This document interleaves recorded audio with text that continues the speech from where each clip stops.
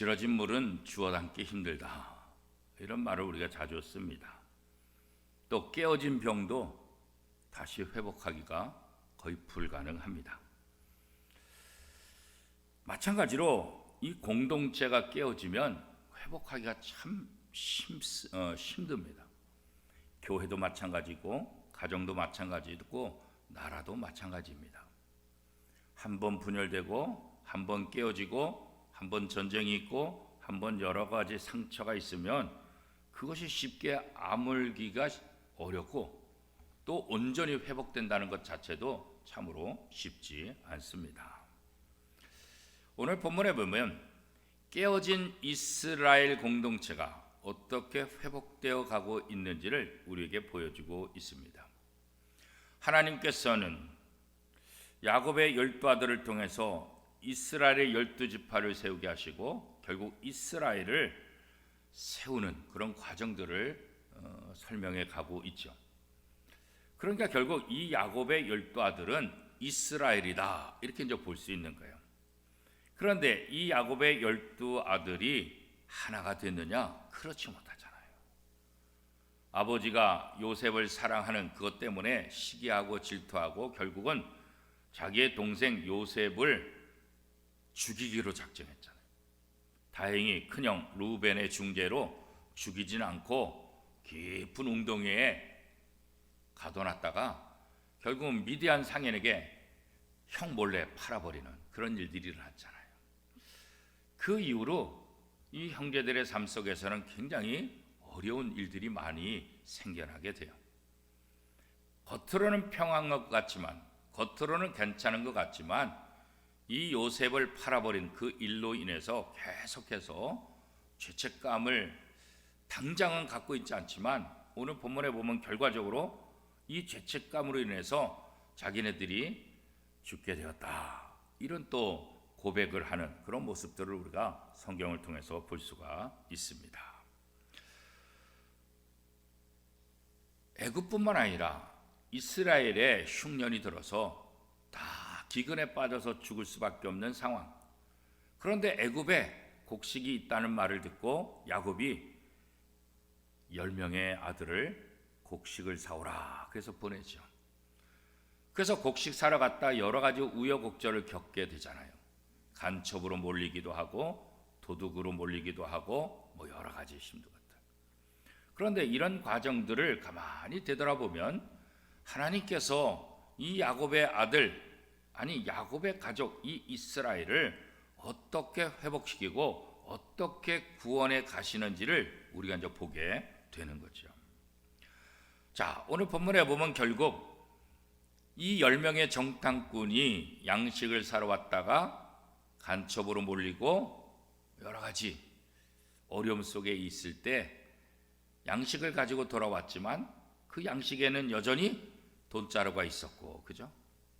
그래서 그 돈자루 때문에 또 걱정하고 고민하고 있었는데 더 깊은 고민에 빠진 것은 요셉에게 자기의 동생이 있다는 말을 하게 되므로 요셉이 그러면 다음에 올 때는 그 동생을 데리고 와라. 동생을 데리고 와야만 너희가 양식도 구할 수 있고 인질로 두고 가는 너희 형제도 다시 데리고 갈 수 있다 그랬죠.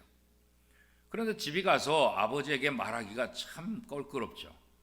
왜냐하면 아버지가 그토록 사랑했던 야곱이 아버지한테는 짐승에 물려 죽었다라고 거짓말했지만 사실은 죽이려다가 팔아버렸기 때문에 그 야곱도 요셉도 없어졌는데 이제 요셉의 동생 베냐민까지 없어진다고 한다면 이 아버지의 삶이 어떻게 될 것인가? 오늘 본문에도 보면 아들은 이 베냐민이 없어지게 되면 아버지 야곱이 어떠한 삶을 살게 될 것인지 이미 다 알고 있어요. 아버지는 거의 죽은 거나 다름없는 그런 삶을 살게 될 것이다. 그래서 야곱도 절대로 베냐민만은 데려가지 못한다 이렇게 강하게 얘기했지만 결국 또 유다가 자기가 모든 희생을 하겠다, 그리고 아버지를 설득해서 베냐민을 데리고 애굽으로 들어오게 되죠. 애굽으로 돌아와서 이 자기네들이 얼마나 결백한지 이런 것을 다 얘기하지만 결국은 어때요? 잔치를 벌이고 양식을 가지고 또 돌아가게 되는데, 이 요셉이 이 베냐민의 쌀자루에다가 은잔을 미리 숨겨두죠. 그래서 청지기에게 다시 아침에 나갈 때 그들을 쫓아가서 그 양식 자루를 다 조사해봐라. 내가 그 은잔을 아끼는 것을 그들이 가져갔는지 확인하라. 그렇게 되죠. 결국은 아침에 출발하는 과정 속에서 요셉의 청지기가 와서 우리 주인의 은잔을 왜 함부로 가져가냐, 우리 주인이 은잔을 가지고 점을 치고 굉장히 중요한 역할을 하는데 어쩌자고 너희가 우리 주인의 은잔을 훔쳐갔냐. 그랬더니 야곱의 이 아들들이 뭐라 그래요? 우리는 절대로 훔쳐가지 않았다. 만약에 훔쳐간 사람이 있다고 한다면, 그 사람의 자료에 은잔이 나온다고 한다면 그 사람은 죽을 것이고 우리 모두는 당신의 주인의 종이 노예가 될 것입니다. 그렇게 말하죠. 그래서 이제 결국은 아주 자신만만하게 자료를 다 보여주지만 베냐민의 자료에서 은잔이 나오게 되잖아요. 그래서 베냐민은 결국은 죽음을 당할 것이다. 그때 형제들이 베냐민만이 아니라 우리도 함께 갈 것이다. 그래서 양식을 다 챙기고 요셉에게로, 애굽에게로 다시 이제 돌아가는 과정들이 이게 쭉 설명되어 있죠. 그런 과정 속에서 이제 오늘 본문이 시작이 되는데, 요셉은 자기가 이미 베냐민의 양식 자루에 은잔을 넣었기 때문에 당연히 베냐민을 데리고 올 것이라는 것 이미 알았죠. 시침이 뚝 떼고 있는 거죠. 그리고 형제들을 계속해서 추궁하는 거죠. 너희가 어쩌자고 내가 그렇게 점치는데 귀하게 여기는 것을 가져갈 수 있었냐. 유다는 형제들을 대표해서 또 베냐민을 위해서 변명하게 됩니다. 그 변명하는 와중에 그들이 요셉에 대해서 죄악을 지은 것들을 고백하는 그런 모습을 우리가 또 볼 수가 있죠. 앞에 창세기 42장 21절 말씀에도 보면 이렇게 말하고 있습니다. 그들이 서로 말하되 우리가 아우의 일로 말미암아 범죄하였도다. 그가 우리에게 애걸할 때 그 마음의 괴로움을 보고도 듣지 아니하였으므로 이 괴로움이 우리에게 임하도다.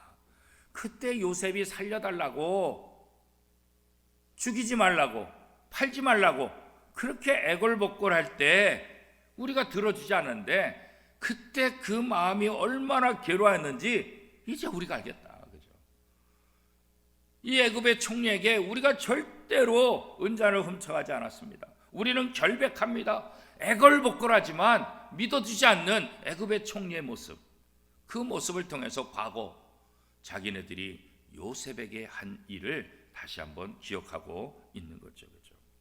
그래서 유다가 나서서 모든 형제가 같이 다 책임을 지겠다.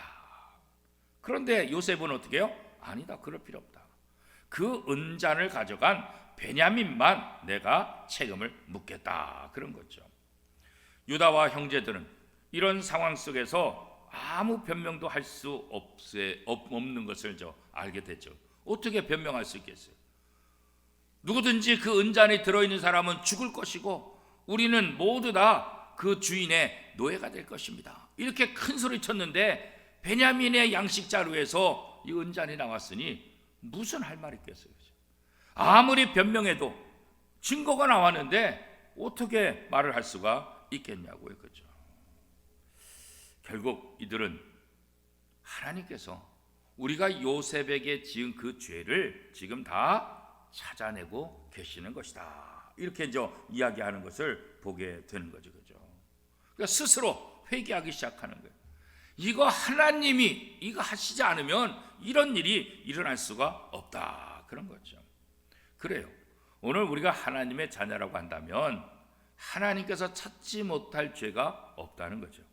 하나님 앞에 모든 죄가 다 드러날 수밖에 없다는 것을 다시 한번, 우리가 어떠한 변명도 할 수 없다는 것을 이 요셉의 형제들의 모습을 통해서 우리가 다시 한번 생각해 볼 수 있어요. 자, 이런 상황 속에서 우리가 할 수 있는 게 뭐냐? 다른 것 없죠. 죄를 인정하고 고백할 수밖에 없어요. 억울하지만 베냐민의 양식 자루에서 은전이 나왔기 때문에 이거 어떻게 해요? 변명할 여지가 없잖아요. 그렇죠? 그래서 유다는 베냐민의 이 죄에 대해서, 베냐민의 이 자루에서 은잔이 나왔으니까 베냐민만이 아니라 우리 모든 형제들이 연대 책임을 다지겠다. 우리가 다 함께 이 책임을 묻고 어떠한 형벌을 내리든지 다 달게 받겠다. 그렇게 고백하는 모습을 보죠. 이런 모습을 바라봤던 요셉은 과거 자기를 팔아버리려고 했던 형들의 모습과는 전혀 다른 변화된 형들의 모습을 보는 거죠. 예전에는 형제 죽이려고 하고 팔아버리는데 한통속이 됐잖아요. 아무런 죄책감이 없었잖아요. 누구 하나 요셉을 살리려고 하지 못했던 것을 너무나 잘 알잖아요. 그렇죠? 우리가 문제들을 해결할 수 있는 방법은 뭘까? 다른 것 없어요. 우리의 잘못을 인정하는, 죄를 고백하는, 그때 모든 문제들이 해결될 수 있다고 성경은 이야기하고 있는 거죠. 왜냐하면 하나님 앞에 우리의 죄를 감출 수 없기 때문에, 하나님 앞에 우리의 죄가 안 드러날 수 없기 때문이죠. 그렇기 때문에 우리가 할 일은 뭐냐? 하나님의 은혜를 구하며 자복하는 것, 우리가 죄인이라고 고백하는 것, 내가 죄인임을 인정하는 것, 이것밖에 없다는 거죠. 성경은 우리가 스스로 죄가 없다는 것은 스스로 자기를 속이는 것이다, 진리가 없는 것이다, 하나님을 거짓말하는 자로 만든다, 이렇게 말씀하고 있잖아요. 자, 요한일서 1장 8절에서 10절까지 말씀해 보면 이렇게 말하고 있죠.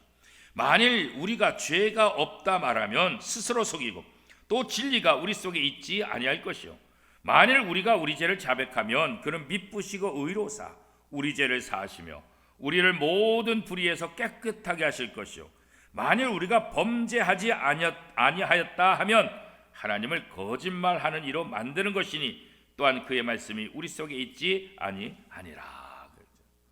우리가 회개하면 살지만 우리가 회개하지 않으면 하나님을 거짓말쟁이로 만드는 것이다, 이렇게 말합니다. 우리가 하나님의 말씀을 알면 알수록 우리가 하나님 앞에 벌거벗은 모습으로 서 있다는 것을 우리가 알아야 돼요. 왜 그래요? 하나님은 모든 것 다 하시니까. 하나님 앞에 감출 수 있는 것이 아무것도 없어요. 하나님 앞에 우리의 모든 죄가 낱낱이 다 공개될 수밖에 없기 때문에 그런 거죠. 우리가 몸이 아프면 병원에 가게 되는데 병원에 가서 처음부터 약 처방을 받지 않잖아요. 그죠? 약 처방을 받으려면 어떻게 돼요? 진단을 해죠. 검사를 해야 되죠. 그래서 검사를 해서 그 진단 결과에 따라 약을 처방하기도 하고 어떤 때는 어떻게 해요? 수술을 해야 되죠. 약 처방이 안 되면 수술까지. 근데 약 처방으로 끝날 것인지 수술해야 될 것인지 이걸 어떻게 결정해요? 검사 결과로 결정하는, 검사 결과로. 마찬가지예요. 우리가 우리 속에 죄가 있다고 고백해야만 이게 문제 해결할 수 있어요. 죄가 있음에도 죄를 고백하지 않으면 이 죄 문제를 해결할 길이 없는 거예요. 그래서 하나님 앞에 낱낱이 우리의 죄를 고백할 때 우리의 죄가 용서함 받고 깨끗하게 회복될 수 있다고 성경은 이야기하고 있는 거죠. 자, 유다는 요셉을 애굽의 총리로만 생각했지 자기 동생인지 전혀 모르잖아요. 베냐민을 위해서 변명하기 시작하잖아요. 베냐민과 야곱의 관계가 어떠한지를 설명하는 거예요. 우리 아버지에게 있어서 이 베냐민은 생명과 같은 사람. 이 베냐민의 형이 있었는데 그 형은 죽었습니다. 그의 어머니도 죽었습니다. 그런데 이 베냐민까지 죽게 되면 우리 아버지 죽게 됩니다. 그래서 변명을 합니다.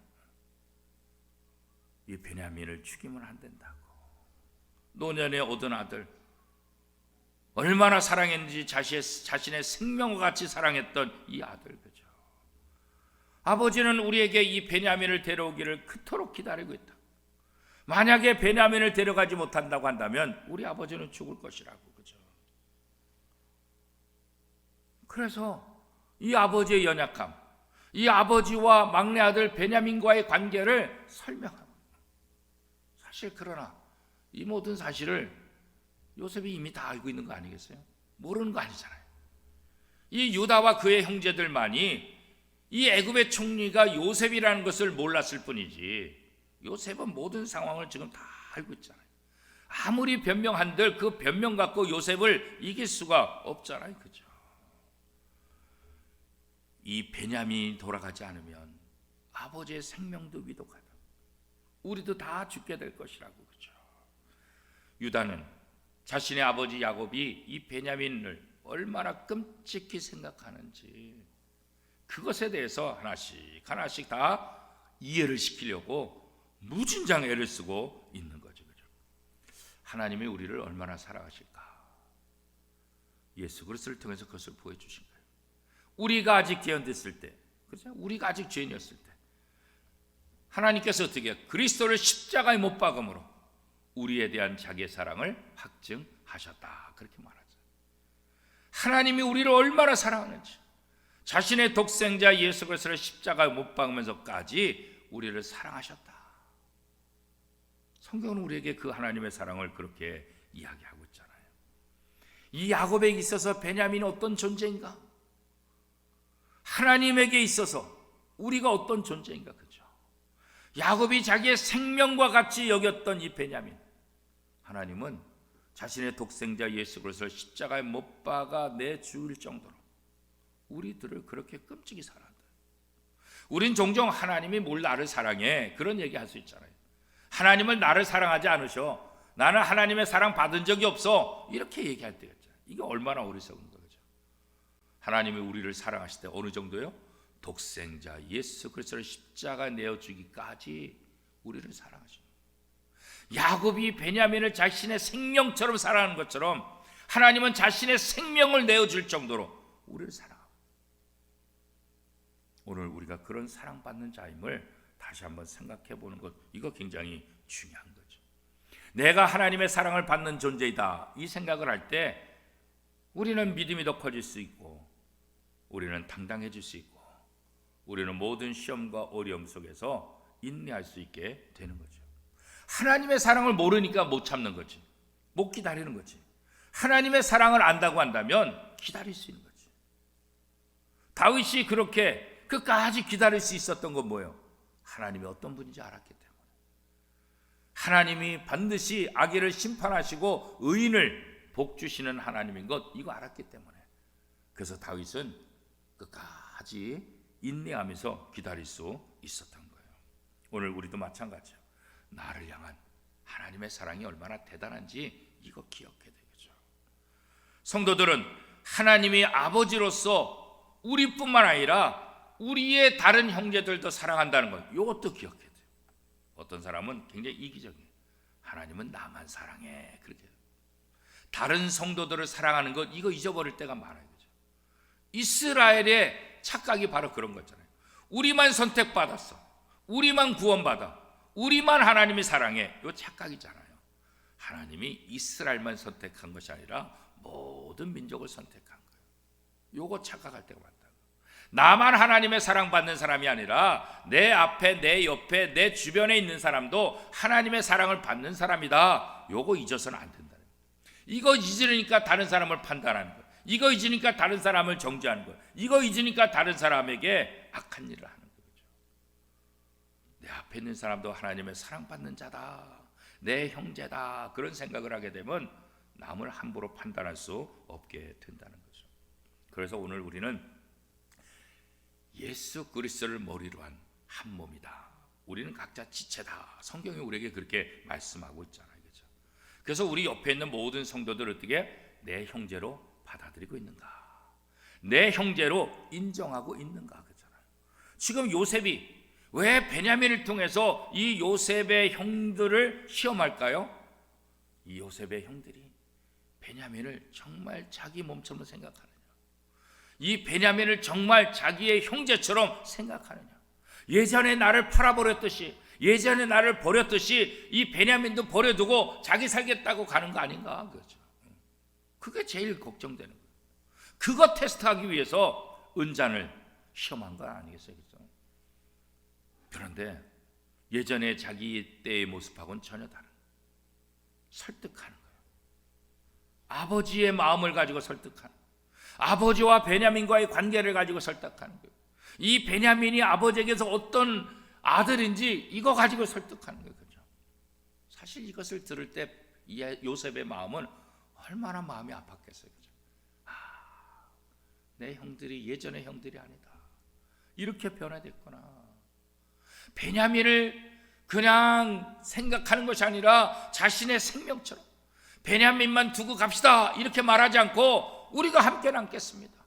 저 베냐민과 함께 우리가 죗값을 다 받겠습니다. 이런 고백을 듣는 순간 요셉의 마음은 얼마나 마음이 아팠을까 그러잖아요. 유다는 자신이 베냐민을 반드시 데려가기로 아버지에게 약속했다. 그러니 주인님, 이 베냐민 데려가지 못하면 저는 죽습니다. 내가 반드시 데려가기로 아버지와 약속하고 이 베냐민을 데려왔습니다. 그러면서 베냐민을 돌려보내시고 나를 종으로 삼으세요. 내가 남겠습니다. 그죠? 베냐민을 다른 형제들과 함께 돌아가게 해주세요. 그게 우리 아버지를 살리는 거예요. 베냐민이 돌아가지 못하면 내 아버지 얼굴을 어떻게 볼 수 있겠습니까? 아버지한테 분명히 큰 일이 닥칠 것 같아서 두렵습니다. 유다는 베냐민을 향한 야곱의 사랑을 기억하고 차라리 내가 종이 되겠다, 차라리 내가 죽겠다, 그렇게 자원하는 거죠. 오늘 우리가 교회 생활하면서 성도들의 교제, 우리가 사도신경에도 나오잖아요. 성도의 교제와, 그죠? 이 성도의 교제가 얼마나 중요한 것인가, 그죠? 우리가 각 지체고 우리가 한 몸이라고 한다면 이 각 지체가 얼마나 소중해요, 그죠? 한 몸인데 얼마나 소중하겠어요, 그죠? 다른 지체들을 위해서 내어주는 거죠. 부모를 위해서, 자식을 위해서 간을 이식해주는 그런 분들 있잖아요. 제가 예전에 했던 교회 교인은 전혀 모르는 사람한테 자기 간을 이식해줬어요. 여자 권사님인데 젊은 나이에. 가족들이 다 반대했죠. 시댁에서도 반대. 그러죠. 내 형제면, 내 부모는, 내 가족이면 그래도 이해가 되는데 전혀 모르는 사람에게 간을 이식해준 거예요. 제 가까운 목사님도 다른 사람을 위해서 간을 내줬어요. 그래서 이게 막 매스컴에 이렇게 해가지고 그 목사님에 대한 조명들이죠. 그 요즘도 만나면 좀 몸이 안 좋다 그러더라고요. 그래서 나는 왜 몸이 안 좋은가 그랬어요. 몰랐으니까 그전에는. 그래서 다른 같은 노예 목사님한테 물어봤어요. 저 목사님 겉으로는 멀쩡한데 왜 몸이 안 좋다 그러죠? 그랬더니 목사님 몰랐어요 그러더라고요. 그래서 뭘요? 그랬더니 다른 사람을 위해서 간 이식해줬잖아요. 평생 자기가 약하게 살 거 알면서 가족도 아니고 남을 위해서 내주는 거죠. 그죠? 세상에 이런 분들도 있더라고요. 그런데 가족을 위해서는 우리가 뭔들 못하겠어요. 그죠? 우리 성도들이 한 몸이라고 한다면 성도들의 아픔에 대해서 우리가 어떻게 해야 될 것인가. 그잖아요. 그죠? 하나님이 우리를 위해서 하신 일들을 보면 우리가 우리의 가족들뿐만 아니라 한 교회에서 섬기는 성도들을 향해서 우리가 어떠한 사랑을 해야 되는지 그것을 다시 한번 알 수 있잖아요. 그죠? 하나님은 우리를 사랑하시기 위해서 말로만 사랑하지 않으셨잖아요. 실제 행동하셨잖아요. 희생하셨잖아요. 섬기셨잖아요. 그죠? 우리가 다른 사람을 사랑한다고 한다면 말로만 해서는 안 되죠. 시간을 투자해야 되고 물질을 투자해야 되고 비용을 지불해야 되잖아요. 그죠? 하나님이 우리를 위해서 예수 그리스도를 내어주는 그런 아낌없는 희생으로 우리가 살아났다는 거죠. 요한일서 3장 16절에서 18절까지 말씀해 보면 이렇게 기록하고 있어요. 하나님의 사랑을. 그가 우리를 위하여 목숨을 버리셨으니 우리가 이로써 사랑을 알고 우리도 형제들을 위하여 목숨을 버리는 것이 마땅하니라. 누가 이 세상의 재물을 가지고 형제의 궁핍함을 보고도 도와줄 마음을 닫으면 하나님의 사랑이 어찌 그 속에 거하겠느냐. 자녀들아, 우리가 말과 혀로만 사랑하지 말고 행함과 진실함으로 하자. 그죠? 사랑은 말로 하는 게 아니라, 아니 말로만, 그죠? 말도 중요하죠. 그럼 말로만 하는 것은 아니에요. 말로만. 사랑은 말로 말로만 하는 것이 아니다. 사랑은 희생으로 하는 거예요. 사랑은 행동이 뒤따르는, 어떤 행동이요? 섬기는 모습. 그것을 우리는 사랑이라 그러죠. 교회 성도들의 어려움을 겪고 있는 그런 모습들, 그죠? 참 마음이 아파요. 어떻게 보면 내가 해줄 수 없는 그 상황이 정말 마음이 아프죠. 정말 마음이 아프죠.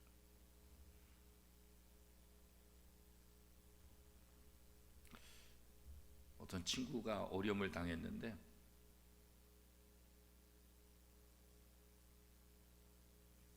그래서 파산을 신청해야 돼. 파산.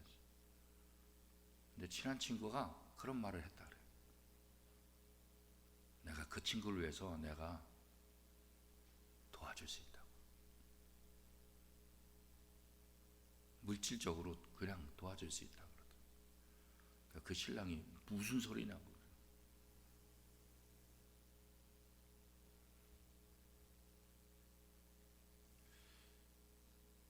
물론 말로 위로하고 말로 사랑하는 것도 중요하죠. 그런데 말로만이 아니라 성경은 우리에게 어떻게 해요? 말로만 하지 마세요. 말과 혀로만 사랑하지 말고 행함과 진실함으로 하자. 요즘 신방을 하면서 성도들의 상황들을 이렇게 들어보면 말을 안 하셔서 그렇지 너무나 힘든 과정들이 참 많으셨다는 것을 듣게 돼요. 얘기를 안 해서. 코로나 기간 동안 또 여러 가지 상황 동안에 각자가 겪었던 그런 아픔들, 말은 안 했지만 견디고 이겨나가는 그 모습들, 그죠? 그래서 사실 신방할 때마다 부끄럽기도 하고 은혜 받기도 하고 성도들을 존경하게 되죠. 참 대단하다. 참 대단하다. 우리가 원미동교회 성도라는 이 한 공동체겠죠.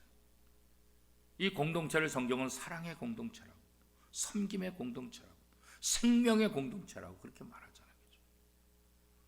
주님이 우리를 섬기신 것처럼, 주님이 우리를 사랑하신 것처럼, 주님이 우리에게 모든 것들을 주신 것처럼 그렇잖아요. 이게 교회 공동체잖아요. 근데 사실 우리는 행동으로 무엇을 하기보다는 말과 혀로 끝내는 그런 경향들이 사실 많이 있잖아요. 저 자신부터도 마찬가지고. 남들이 아파할 때 뭐 그 정도 가지고 뭘 그래. 어떻게 보면 내 입장에서는 그 정도 가지고 그렇게 말할 수 있을지 모르지만 그 당하는 사람의 입장에서는 그 정도가 아니죠. 정말 하늘이 무너지는 것 같은 거죠. 가벼운 근심이 아니죠. 아유, 행복에 겨워서 그런 걱정해. 행복에 겨운 그 걱정이 아니죠. 가벼운 근심이 아니라 정말 말을 안 해서 그렇지. 그런 아픔들. 단순히 그냥 기도 제목으로만 듣고 끝내는 것, 그렇게 해서는 안 된다는 거예요. 희생과 섬김은 말로 하는 것이 아니라 실제로 값을 치른, 희생하고 섬기는 것이어야 된다는 거죠. 우리는 예수 그리스도를 십자가에 내어주신 그 하나님의 사랑으로 살아난 사람들 아니겠어요? 그렇죠? 그 사랑으로 살아난 사람들, 그렇죠? 그 사랑을 받은 사람. 그래서 우리도 다른 사람을 사랑하는 것이 마땅하지 않냐. 성경은 우리에게 그렇게 말하죠. 쉬운 일은 아니에요, 그렇죠? 우리 교회 다니는 성도들, 형제들, 자매들을 향해서 시간을 내고 물질을 내고 어떤 에너지와 어떤 희생을 한다는 거 참 쉬운 것은 아니죠. 그렇죠? 그러나 우리의 마음이 주님이 우리를 위해서 십자가에서 희생하고 헌신한 것처럼 그런 마음을 우리가 가지고 함께 동참하고 함께 아파하고 함께, 그렇죠? 아주 우스갯소리가 있어요. 이 장로교에 대해서 아주 안 좋게 얘기하는 것 중에 하나가 뭐냐면 어떤 교회에 어려운 일이 생기면은 그거 당회하고 재직회하고 회의하다가 다 끝나버린다. 아무것도 못한대.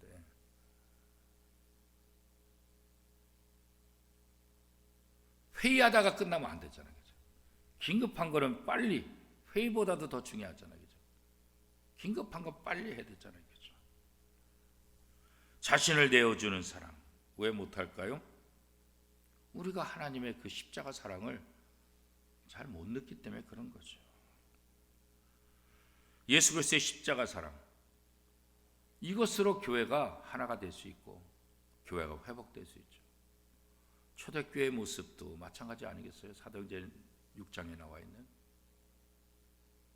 히브리파, 헬라파 사람들의 갈등 속에서 어떻게 이 문제가 해결될 수 있었어요? 양보하고 섬기는 그 모습 속에서 예수 그리스도의 십자가 사랑, 그것을 통해서